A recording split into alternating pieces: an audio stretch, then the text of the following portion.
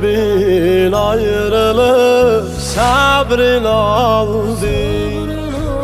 Kahramanın yolu Şam'a saldı. Zor veren de diyerdi ilahi. Bəs mənim ellərim harda qaldı?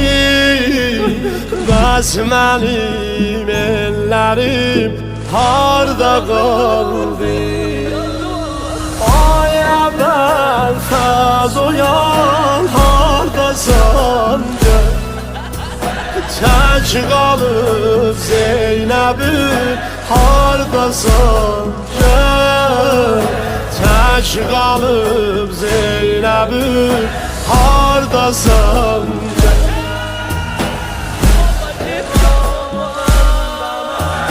Ay mənim pasivanım əvvəl lənc olub karivanım əvvəl Zeynəbi qibləyə döndərən yox. Gəl başıma dolab naməvvəl fəz. Gəl başıma dolab naməvvəl fəz. Ay əvvəl fəz oyan hardasan gör? Tək qalıb Zeynəbim hardasan gör? Tək qalıb Zeynəbim hardasan gör? Hardasan gör? Xahişim bir budur nə şikayət. Eylə dərman məni mübtəlayət.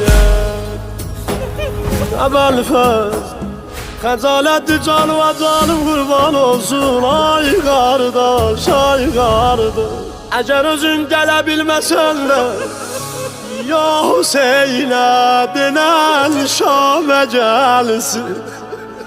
Ya məni gəl apar Kərbəlaya.